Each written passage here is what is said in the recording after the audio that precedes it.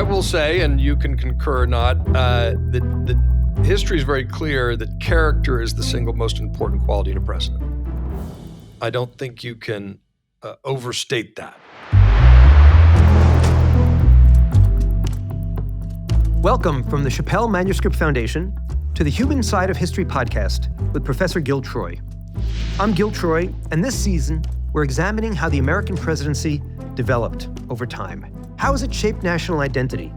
How have individuals who've held the office affected the national conversation, the international conversation, and history? One of the president's most critical roles is leading not just the United States, but the world. How did the president of the United States, a small republic to the side of things, become the dominant force in international relations? What moments defined that journey? When have presidents succeeded on the world stage? When have they failed? And how has the balance between isolationism and interventionism shifted over time? To tackle these and other questions, I can't think of a better source than John Avlon, an American journalist, a political commentator, and the author of 6 books, including Lincoln and the Fight for Peace, and particularly relevant to today's conversation, Washington's Farewell. In September 2001, John was working for New York City Mayor Rudy Giuliani as chief speechwriter, and he ended up writing dozens of eulogies for the firefighters and police officers who died that day. And John, that was so moving, and I've read your essay about that and also just read some of the eulogies, and it showed your soul, but also your ability to shape a powerful moment in American history. A former senior fellow at the Manhattan Institute, he was a senior analyst and anchor at CNN, and was the editor-in-chief and managing director of the Daily Beast from 2013 to 2018. John, it's always great to see you and great to have you with us today. It's great to join you, Gil. I'm an admirer of your work as well. Moynihan's Moment and Leading from the Center are 2 regular reads in our house, and you and I are both card-carrying members of the Vital Center. So it's a pleasure to talk with you, my friend. Amen. Well, before we get to presidents and before we get to the nitty-gritty of history, let's go back to, I know, one of your favorite moments in American history, when George Washington is saying goodbye to the country. He's decided, because of his respect for the American Revolution and American ideals, that he's only going to serve 2 terms and sets that precedent. And he says in his farewell address, "Nothing is more essential than that permanent, inveterate antipathies against particular nations and passionate attachments for others should be excluded. We must be isolationist. And in place of them, just and amicable feelings towards all should be cultivated." But then it gets really interesting. He says, "The nation which indulges towards another an habitual hatred or a habitual fondness is in some degree a slave. It's a slave to its animosity or to its affection." In those words, in those lines, George Washington comes out very strongly as an isolationist, as we would call it today. But we see that his isolationism is actually integrated with an idealism. Tell me a little bit about the context of that moment and the power of those words and that vision. Washington's farewell address is sort of the seminal political statement of the founding era in America.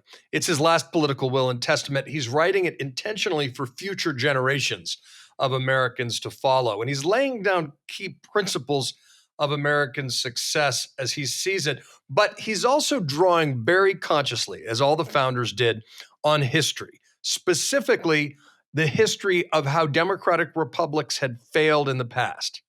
So this is really, laying out why the study of history and applied history is so essential. The founders understood that democracy was far from a sure thing. It was a rebellious project at best, but democratic republics such as ancient Greece and Rome had failed. And so they were drawing on the lessons of history to try to figure out how to reinforce the American experiment. And Washington's farewell address is really written as a warning to his friends and fellow citizens about those forces that had destroyed democratic republics. But then he offers solutions, what I call pillars of liberty, that can help our nation withstand those broader forces. It's worth just pulling back slightly to understand that the preoccupations of danger, the premonitions of danger that he saw, were predominantly what we would call hyperpartisanship, what they called faction. He said it serves to It foments occasional riots and insurrection. And a line that when I wrote the book was published in 2017, didn't have the force it does today. He talked about the dangers of excessive debt, the dangers of foreign wars, and foreign interference in our politics. So these are all incredibly urgent issues. The section you cite is about what I call a foreign policy of independence. I do not view it, as it has popularly been viewed, as a endorsement of isolationism. I think if you look beneath the hood, that was not Washington's intention. But you need to appreciate fully that America was blessed by geography to be isolated from the troubles of the continent. And that was something to be exploited as America, in Washington's view, grew its strength to be an independent nation on the world stage. He also had a view that we wanted commercial relations with every nation, but political dependence on none. He had a view of the importance of neutrality when it came to choosing sides in Europe's various fights, particularly between England and France. Historically, it has been used to invoke Washington to defend a spirit of isolationism, or its advocates might say non-interventionism. I think it's more properly understood as a statement of principle around an independent foreign policy, that America should be, guided by its own interests and by deeper principles. And I think that invoking Washington, for example, to defend the first America First policy, which had a lot of people saying the United States should be neutral with the rise of Nazism and the expansion of Nazi power in Europe in the late 1930s, early 1940s. I think that was a misappropriation of Washington's advice, because it was not in the interests of the United States to allow Nazism to control the European continent. So I think a slight clarification that's contrary to how it's often understood. And I'll also say the phrase that most people think they know from Washington's farewell address, which is "no entangling alliances," does not appear in the speech. It's actually from Jefferson's first inaugural.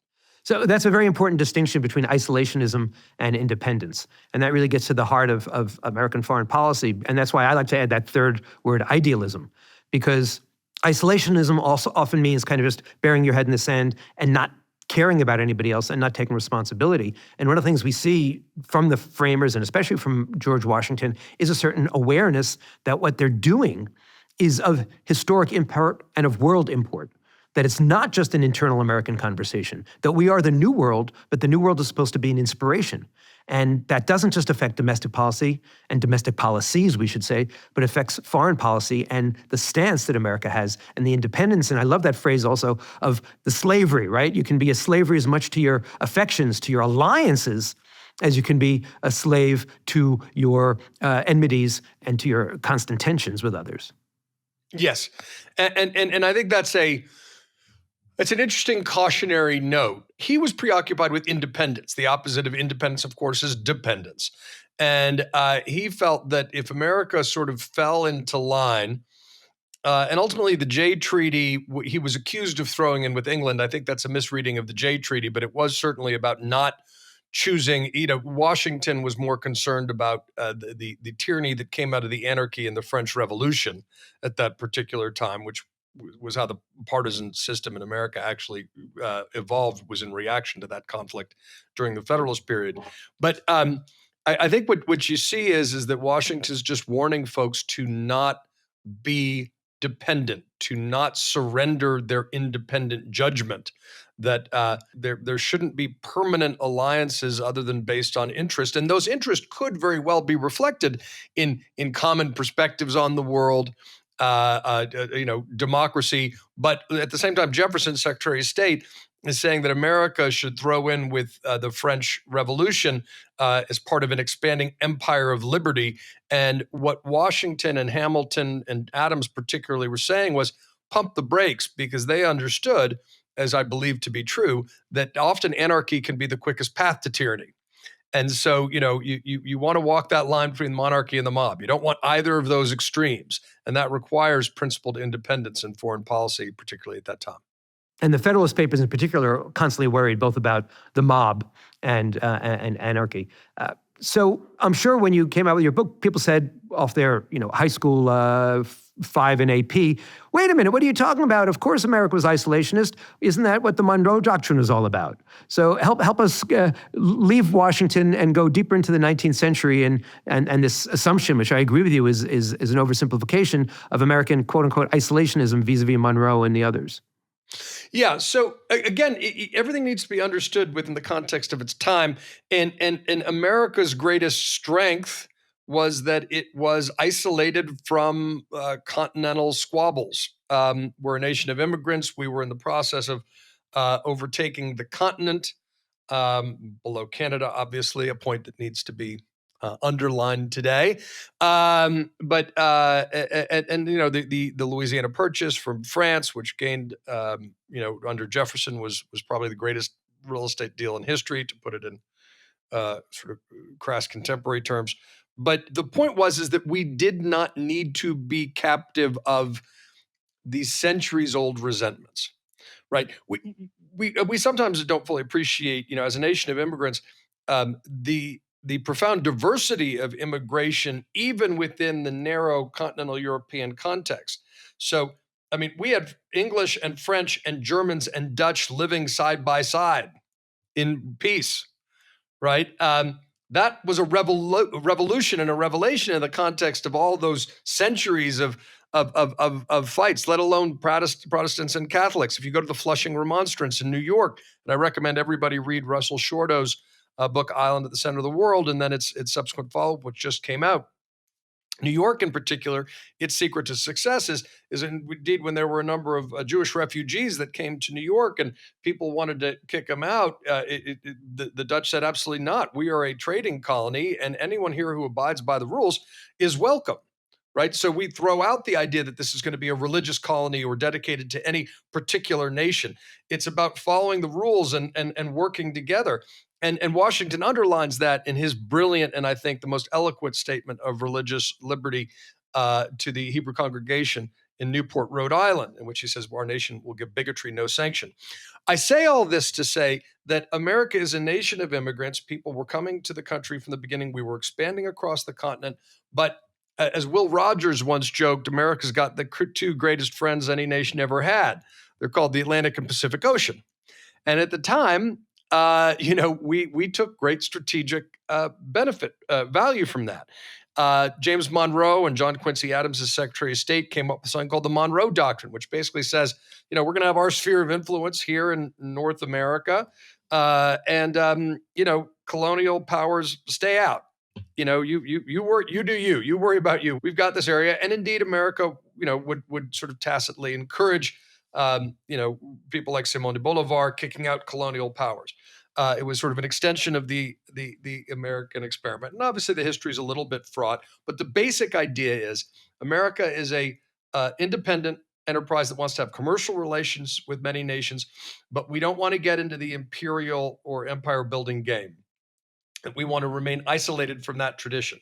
Now, in the late 19th century, that starts to fray a little bit. Teddy Roosevelt, William McKinley, the Spanish-American War, which kicks the Spanish out of Cuba. But then Cuba gets its independence, right? And you can argue, truth is never pure and rarely simple, but the basic fact is America had remained true to what they believed Washington had told them. And even during the Civil War, one of the great diplomatic triumphs of William Seward, the Secretary of State for Lincoln, is keeping England out of the war from throwing in on behalf of the side of the Confederacy because they were dependent upon their cotton. So we'd sort of succeeded throughout the 19th century. We had grown stronger, enormous industry, industrial growth after the Civil War.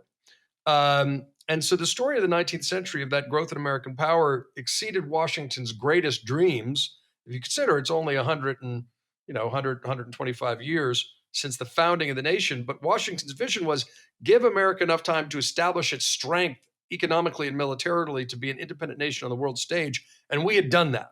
We had done that definitively. At the same time, the security of distance created by the Atlantic and Pacific Ocean starts to shrink as sort of travel between, across the ocean takes less and less time. And then air travel revolutionizes that even further. We could get into interesting tributaries like the Panama Canal if you'd like, but my guess is that's probably not top of your list. Point is for the 100 years after the revolution, America stays out of European conflicts. We expand our influence in the hemisphere and conquer the continent, and we are an independent nation on the world stage. And that all segue, this is, in basketball, what they call an assist, leads up to the debate over entry into the First World War. Yeah, so I mean, your point about how fragile America was at the beginning and the diversity, right? Because there was a diversity among the Europeans, the different languages. And you read Jefferson's notes on the state of Virginia, and you see it's not just a Catholic-Protestant tension, but he sees it as a group of Christians, the Protestants, who are more open to democracy, and a group of Christians, the Catholics, who were authoritarian. And so we see how deep the fissures run and how dysfunctional the country could have been. And in many ways, it's interesting that we go back and forth between foreign policy and domestic policy because they're integrated. And you're absolutely right in the interpretation of the Monroe Doctrine, because it really is about independence, not isolationism. And it's basically a big sign saying to Europe, stay out because we need to grow. And I love the way you've kind of characterized the entire 125 years as a way of saying, wow, what an amazing shift from a country that is small, divided, multilingual to a country that's starting to emerge as a continental power. Before we get to Franklin Roosevelt, let's just do a little bit on Lincoln, because I don't know, is one of your areas of expertise. He obviously is very busy with the Civil War, but to what extent do you see him as a part of this story in terms of America emerging as a more of a world power and a foreign policy power? Well, Lincoln is a figure with moral and tragic weight unequaled in any other in American history. He is our best writer. He is a lawyer. He's a man of peace in a time of war. He is motivated by what I call the politics of the golden rule. And he is, we forget, but was the leader of an upstart, effectively centrist third party, a moderate progressive party dedicated to stopping the expansion of slavery. Which is called the Republican Party, right? We should emphasize. Correct. And the Democrats at the time, predominantly Southern, were the sort of conservative populist party at the time. And Lincoln's election, it was treated as illegitimate.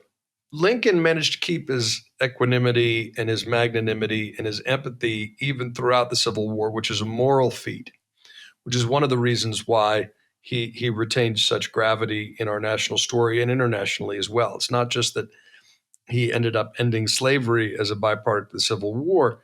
He was able, I think, in a really deep way to combine goodness with greatness. And I think that's why he looms so large. That and the sheer poetry. He's a poet of democracy. If you look at his speech at the Cooper Union, his speech first inaugural, Gettysburg Address, the second inaugural, and so he has an international reputation. In my book, Lincoln and the Fight for Peace, one of the things it stemmed from is an unlikely source, but an interview which was given by General Lucius Clay, who did the German occupation on behalf of Eisenhower. Somebody asked him what had guided his decisions, and he said, "I tried to think what Lincoln would have done for the South if he had lived." And so Lincoln's reputation becomes a national resonance, and I think it leads, as I make a case in the book, this idea of unconditional surrender, how you win a peace, which is what the book's about. It's unconditional surrender followed by a magnanimous peace, and I think that's what we pursued after the Second World War with the Marshall Plan. Obviously, we can get into Truman and the creation of the State of Israel, but all these are sort of following Lincoln's dictums, and this idea that you don't win a peace if you don't win a war if you don't really win a peace.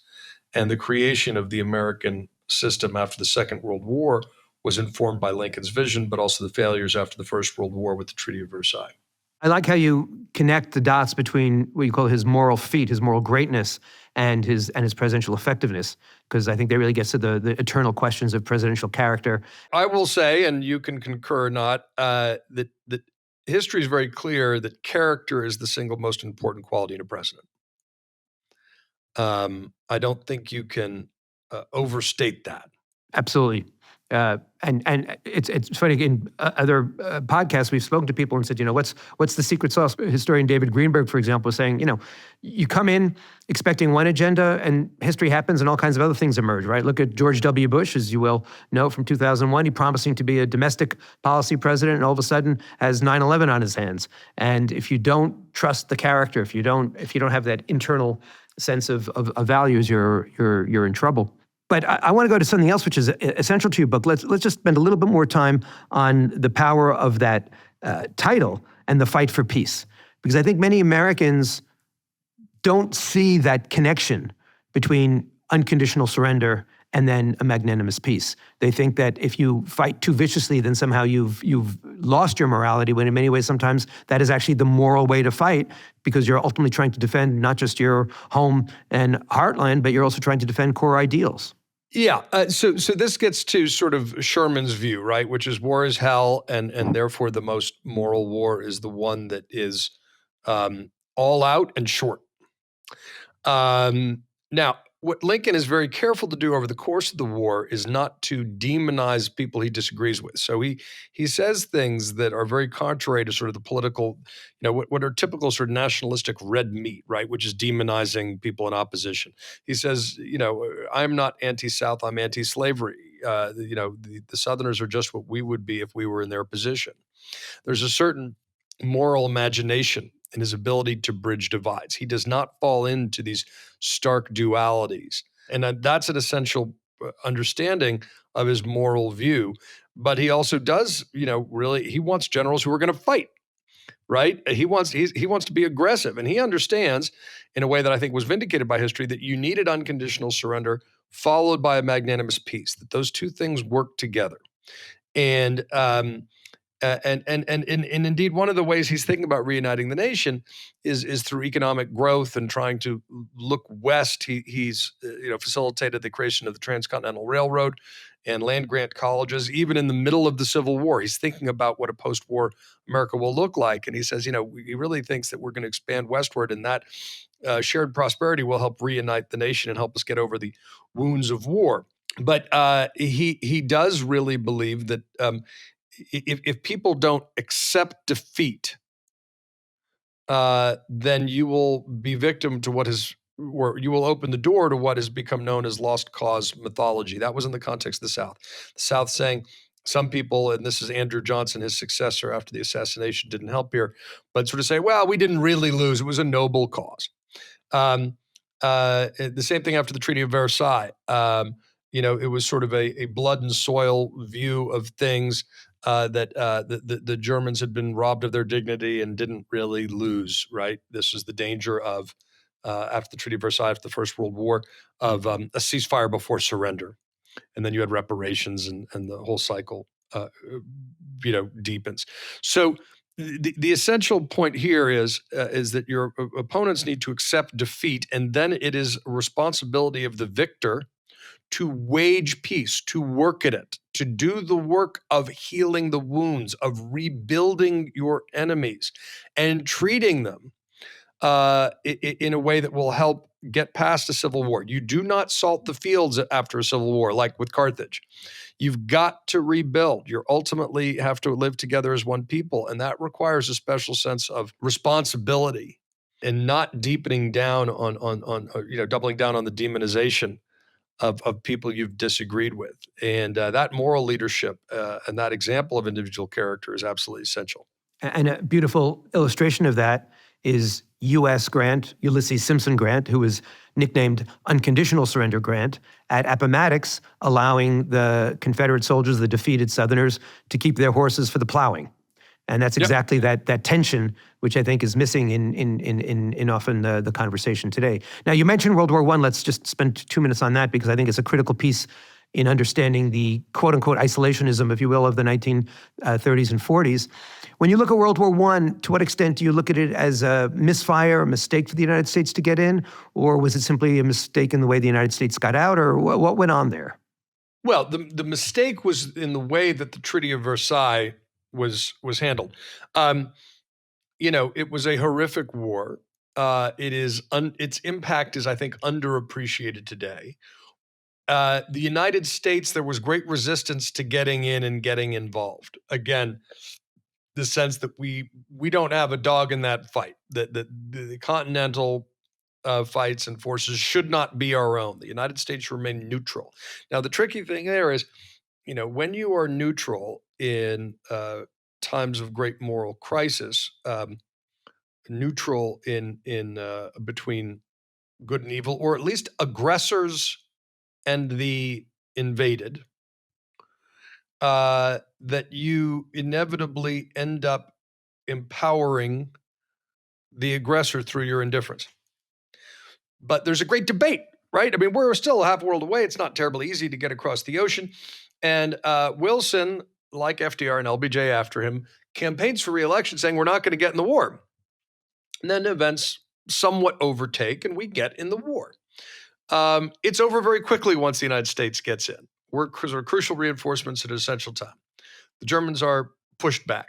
And then the problem is there is a ceasefire before surrender. There's a protracted negotiation in Paris, 1919. Woodrow Wilson works with Lloyd George and Clemenceau. It's a very illustrious crew, very high-minded ideals, creating the League of Nations in 14 points, try to make the world safe for democracy. But they ended up creating sort of crushing reparations on Germany that they could not pay back, and they didn't require the complete disarmament of Germany, and they didn't have the will to enforce the terms. So, all of a sudden you get, populist demagogues like Adolf Hitler and some of his precursors, and they're disregarding the idea that we don't want Germany to remilitarize, and nobody does anything. The reparations lead to rampant inflation, which then cause sort of resentment and a susceptibility to this idea of a lost cause mythology rooted in sort of blood and soil identity. And in the United States, there's a pushback saying we never should have gotten involved, and blaming the war on financiers and things like that, war profiteers. So the war, the isolationist tone in America actually deepens in the late 20s and especially 30s, which caused many Americans to turn a blind eye to the rise of Adolf Hitler. And so those are all, and the rise of the first America First movement, right, which made a case that we should not get involved, and many of whose leaders, like Charles Lindbergh, were fairly friendly to Adolf Hitler, or fell into the trap of saying, well, we don't like communism. It's committing all sorts of monstrosities, and therefore the enemy of my enemy is my friend. And just like a lot of the German industrialists thought that Adolf Hitler was someone they could deal with as a check against communist expansionism, and they treated him as sort of a demagogue who they could corral in constructive directions. Spoiler alert: it never works. It never works. And the isolationism that America could practically have in the First World War and before, the shift in technology makes that no longer practical, right? America is not as isolated from the problems of the rest of the world as it was before. So America does get into the war. It breaks precedent in a fantastic fashion. There's an initial victory, but the failure to win the peace means what one of the leading French generals says: this is not a peace. This is a ceasefire for 20 years. And he was exactly right. And another dimension is that in many ways Woodrow Wilson oversold the war. First, in 1916, he said he kept us out of war. That was the great campaign slogan of 1916. But then it became the war to end all wars, the war to save democracy. Right. And so while you emphasize the degree to which America intervention really in many ways saved the world and certainly ended the war far more quickly, the story in America, among especially these isolationists, was no, we went in, we ignored Washington's advice, we got sucked into Europeans' never-ending entanglements, and lo and behold, we didn't even solve the problem. But what's important when you start framing the 30s and 40s is you have a very clear sense of the moral issues here. And at what point does Franklin Roosevelt realize that this is really a war, indeed, to save democracy, even if it's not going to be the war to end all wars? How does his leadership play in? Well, FDR has a particular challenge in that the isolationist forces are very strong, and they have passed legislation virtually ensuring that America will not invest in a large military capable of fighting another world war. So While Franklin Roosevelt recognizes the danger of the rise of Adolf Hitler relatively early, um, he is constrained from helping allied nations. The League of Nations falls apart. There's not insufficient teeth. And Churchill is sort of, basically has to beg FDR to get involved, which FDR finds sort of a clever way around it with a program called Lend-Lease, where he sort of lends essential manufacturing and allows the shipping of material support to Britain. And has that wonderful speech where he says, "Wouldn't you lend your neighbor a garden hose if the house was on fire?" If the house was on fire, exactly. So FDR is very good at sort of homespun metaphors to make sort of geopolitics more real, as he was excellent in the banking crisis and explaining what was actually going on. Now, there are moments of ignominy like the turning around of the St. Louis. There was a blind eye being somewhat willfully cast, but reinforced. One of the chapters I have in the book Washington's Farewell, there's a rally of the German-American Bund at Madison Square Garden, in which they've got a big picture of Washington behind them. And this is a group that is founded and funded by money from the Third Reich, and they're preaching the importance of isolationism. America should be tended to at home. And really, it's the Jews and the communists who are really ruining the American system and anti-immigrant. I mean, it's all very resonant. And it's a complete misappropriation of Washington in that speech. And they were then revealed to be, they're revealed to be effectively Nazi agents operating in America. But they had a moment of real influence, and German immigrants were the largest immigrant group in the country. Indeed, near where I live out on Eastern Long Island, there was something called Camp Siegfried, which was effectively a Nazi summer camp. Which is surreal, but true. So FDR is constrained in what he can do. He is legally constrained. The America First movement is very popular. People say, look, that's not our fight. We need to focus on safety and security and wealth at home. And it's a shame, but other people lionize Hitler. We forget the degree to which many industrialists at home and in Europe and Germany and abroad all sort of, thought Hitler would be a constructive force. Go look at the debates around this time where people say, Anne Morrow Lindbergh writes a whole book about it, but they say, democracy is a great idea, but it's really outlived its usefulness. In order to get the big things done we need to do in the wake of the global depression, we need totalitarian systems. We need the efficiency of what might be called by someone like Curtis Yarvin a CEO president. We need a more totalitarian system because democracy is too divided and decadent to ever get anything done on behalf of people. And this is a conventional wisdom at the time. It fuels the rise of Hitler in effect. It fuels the rise of Stalin. It makes it seem like a great, exciting new idea. Side with the authoritarians against democracies. That's the wave of the future. And frankly, that's what's being sold to us by some folks right now. Study history. By the way, I wrote a piece about Camp Siegfried when I was working with you in the Daily Beast, and I was writing these pieces of hidden history, and you would find these little gems. I love sometimes those. They came from me, sometimes they came from you, and that was quite a crazy moment. And it's interesting, I think, when we talk about these policy decisions, we also have to talk about what's going on psychologically in America at the time. What's the internal conversation going on? What's happening domestically, and how that affects America's willingness to get involved, America's confidence in terms of getting involved, and America's sense of how it is a power in the world. Well, again, America emerges from the First World War. The historic empires that had dominated Europe for a century or more have been battered, if not outright destroyed. In the case of the Austrian-Hungarian Empire and the Ottoman Empire, America is ascendant on the world stage, but we're still pretty battered. We're doing better than everybody else. 1920s are incredibly giddy. We're growing leaps and bounds. We've restricted immigration, and then the Depression hits, and it's a global depression created by lots of things. One of which is the Smoot-Hawley tariffs. Say it again, tariffs.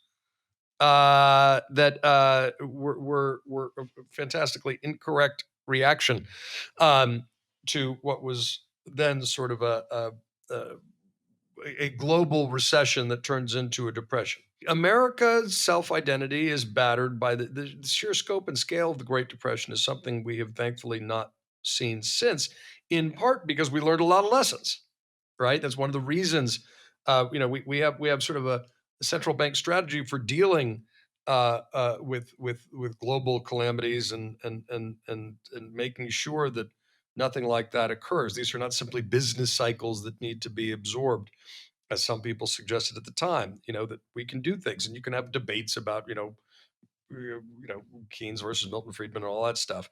But basically, we were learning on the go, and as you say, actually, the spending from the New Deal was not determinative in ending the economic depression. It was the spending around the Second World War. But America was on the back foot. Democracy seemed on the back foot. I'm going to return to this.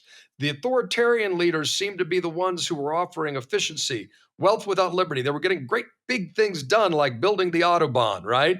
And America seemed so divided and dysfunctional, and it was having a hard time, getting off the back foot. There's a book. I think it's called The Fighting Faith. It was by the Harvard president right around the time of the Second World War. And it's speeches he gave to students at the time. And it's really interesting because we call the students who fought in the Second World War the greatest generation. They're now, for the most part, gone. My grandfather fought in the Second World War, came through Ellis Island, fought in the Pacific Theater. And in the speech, though, he talks about how, my generation looks at you young people and you think we're all stuffy and uptight, and we look at you and think you're basically shiftless and lazy. It's the perennial complaint. Sounds familiar, yeah. Exactly, which is why everyone should, again, study history, take all this idea of sort of, hand wringing and, the world's going to hell because the rising generation. I mean, study history and most of the, as Harry Truman once said, the only thing new in the world is the history you don't know. But that generation did rise to the challenge, particularly after the invasion, the attack on Pearl Harbor by Japan. Then Hitler throws in with Germany, with Japan, and the Axis powers are aligned against democracies. And then everyone's idiotic illusions about Joseph Stalin, those people who preferred a totalitarianism flavored from the far left, when the Hitler-Stalin pact emerges, and they say, "Wow, maybe Uncle Joe wasn't such a good guy." And the Soviet Union switches sides eventually to our, to help the cause of freedom and democracy. But it was never really, nobody should romanticize Joseph Stalin, whether you're Vladimir Putin or a college professor somewhere in the United States. Anyway, that said, the war and that crisis, I think, reminded us of, as Churchill once said, democracy is the worst form of government of all others. Another great Churchill quote: "You can always count on Americans to do the right thing once they've exhausted every other option." Fundamentally, and this is FDR's Arsenal of Democracy speech is worth looking at here.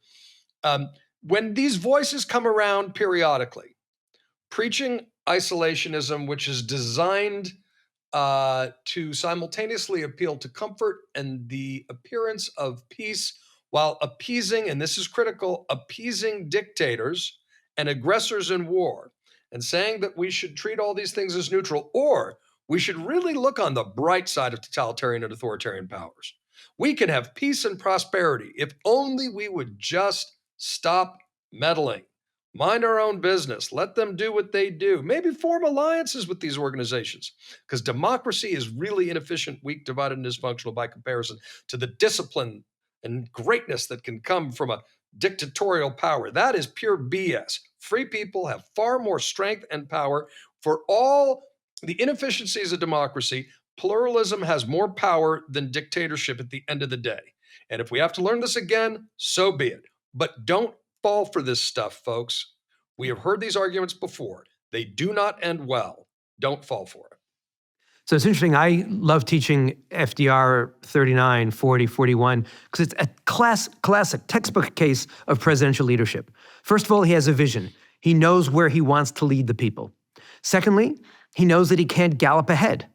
And you watch him step by step, as with Lend-Lease, as with negotiations, as with framing with the four freedoms, understanding where the American people are, but always pushing them just far enough.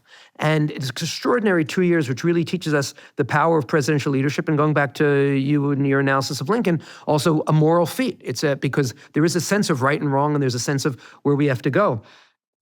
Can I ask you a question? Yeah. Not to flip the script here. Look, perfect's never on the menu. particularly when people are operating in constraints. Frederick Douglass famously said that, judged by the standard of a genuine abolitionist, Lincoln could seem tardy, cool, and indifferent, but judged by the perspective of a statesman, he was zealous, determined, and radical in achieving the abolition of slavery. How do you count, given that view of FDR, for things like turning around the St. Louis? And tell people what that is, just to, Right. So 1939, a ship of refugees from Europe is coming to the United States. And not only does the United States not allow those refugee Jews to land, but they actually send a warship to make sure that nobody even jumps off and swims away to freedom to the shores. And too many of them, they're turned back to Europe, and too many of them end up in concentration camps. And that is a moral stain on Franklin Roosevelt's leadership. His whole dance vis-a-vis not bombing Auschwitz and not responding to the moral challenge of the Holocaust is a stain on his leadership. But I was very careful in my term. I was talking about 1939 to 1941, prior to Pearl Harbor, right? When he's in this position, and part of it comes from the weakness of America during the Great Depression. Part of it comes from his own. He had two sides to him, where sometimes he had a very clear sense of where he wanted to go, and other times he was too concerned with popularity. And that's why when I talk from 39 to 41, I see how he kind of shifts over. And then it actually helps me make my critique of him in 42, 43, 44.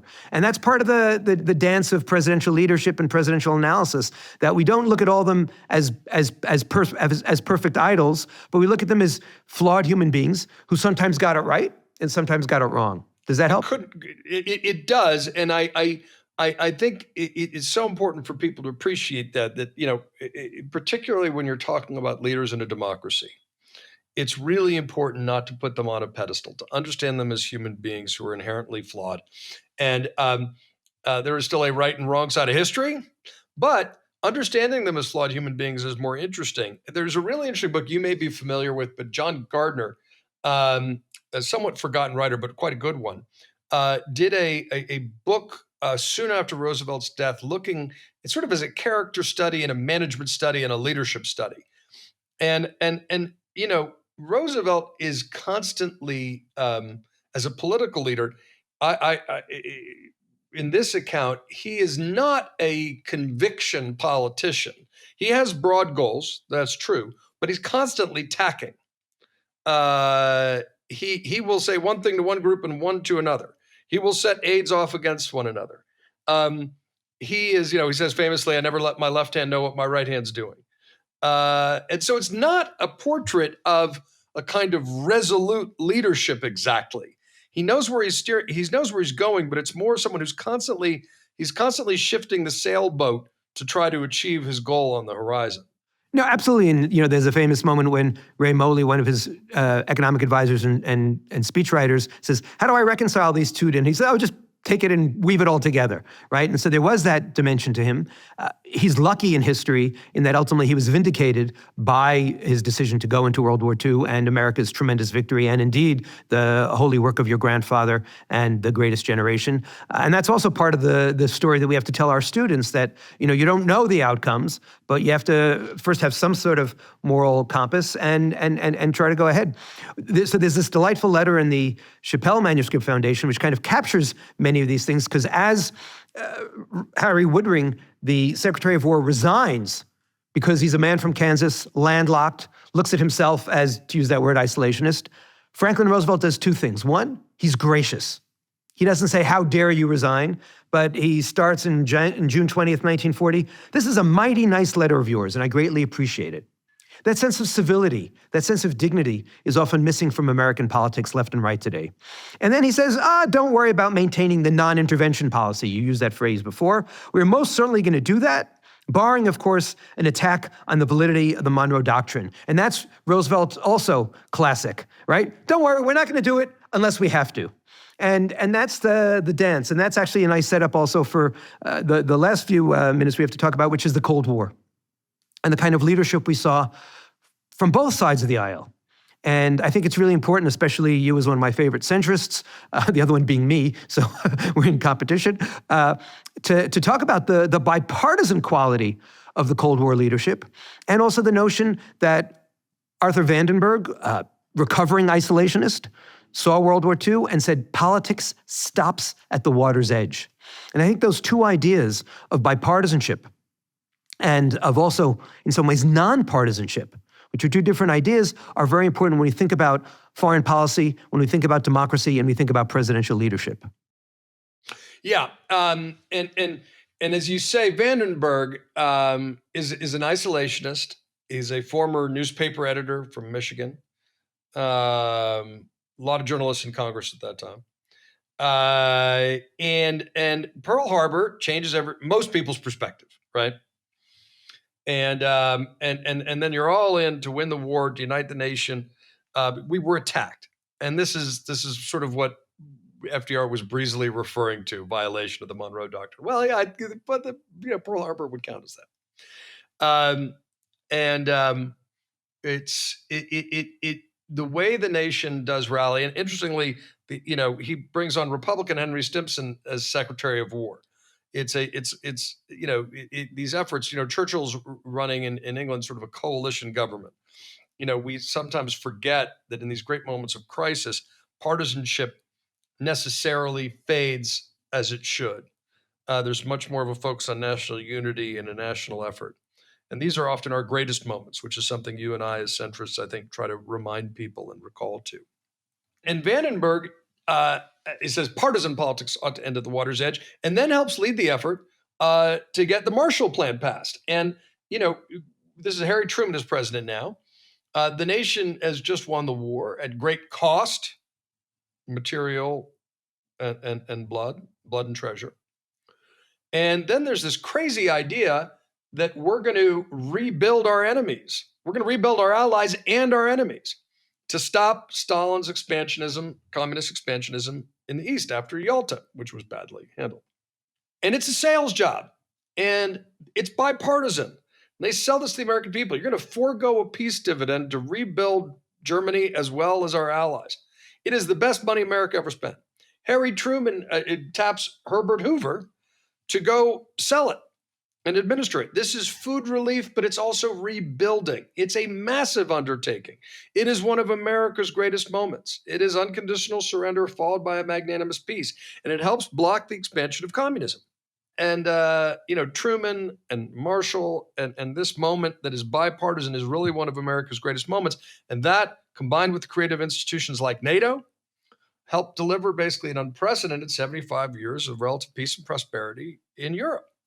And it is the world that America and its allies have made that is enormously effective in checking aggression, as well as stopping totalitarian forces like communism. And as you say, this Cold War period is marked by a deep bipartisanship for the vast majority of folks. There's some folks who sort of get misty-eyed about, communism and all that. But, for the most part, this is a strong bipartisan tradition, and it's one of America's finest moments. And notably, also, if you look at congressional voting patterns, because of the rise, there are conservative Democrats and progressive Republicans, they're bipartisan governing coalitions. They're able to get great things done. And that is in some ways the halcyon days that we have a lot to learn from. Two things that help us understand that is if we look at the presidents like John F. Kennedy, Lyndon Johnson, Richard Nixon, Gerald Ford, Jimmy Carter, Ronald Reagan, George H.W. Bush, they were all born within 4 or 5 years of each other. And so there's something kind of generational, going back to your vision of the great generation, or the greatest generation, and they had that generational experience. And if you go back to the 1970s, 70 to 80% of the Congress and the Senate had served in the Army. Yep. Now, barely 20% has served, and that's actually a very high percentage compared to the rest of the country. And so putting all the other issues we talk about aside, the fact that you have an experience in your lifetime where you're putting politics aside and you're willing to make the ultimate sacrifice for your country, I think very much affects you when you come in as a politician and you're facing very serious issues, be it, as you point out, and I really appreciate the evil of Stalinism, the challenges earlier that of totalitarianism from Nazism, and on and on. And so, and that's kind of a perfect setup for Ronald Reagan and his great moment, where, remember in 1980 when he's elected, and in 1981 when he's inaugurated, everybody says, oh my goodness, he's an idiot and a dummy and evil, which is kind of hard to pull off all at once. And they take the doomsday clock and they make it closer because he has said that the Soviet Union is evil. And 2 years later, when he uses the phrase, the evil empire in a speech, the dean of American historians at that time, Henry Steele Commager, calls it the worst speech in American history. And yet heroes like Natan Sharansky, the great Soviet Jewish refusenik, who hear about this speech in the Gulag because the Soviets are happy to kind of pass on this notion of the Americans being extreme. They pass it on. They go, oh my goodness, there's finally a president with moral clarity. And he gets it. And so you see also the delusions that take place.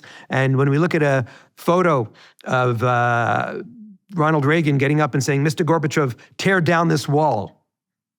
And to simply see it in his handwriting that he wrote those words and then signed it is very moving. We see the power of that bipartisan coalition. We see that power of vision. We also see the power of America. And I think it's very important at this moment in time that we not be afraid of the word power. It's been demonized. But power, when used properly, is the source of some of our great strengths and world peace. And I think that's one of the things I like about your books, and especially your Lincoln book and your analysis in World War I and World War II, that without that sense of power, and you can't have power without confidence, you can't have peace. That's right. Someone once said, if you don't have power, you got powwow. You got a lot of talk. Power is necessary for action, but you need to balance it with a profound sense of responsibility and the confidence that allows you to see clearly. And that should be seen clearly in moral terms, right? Now, you mentioned that panoply of Cold War presidents.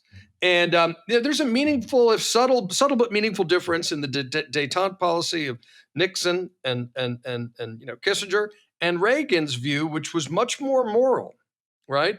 That this is an evil empire. It was considered reckless at the time. It reset the board by framing things in moral terms, but it was not warmongering and bellicose as people believed at the time. It was, Reagan really worked with Gorbachev in particular, walking away from deals in Reykjavik, not taking his eye off certain strategic priorities.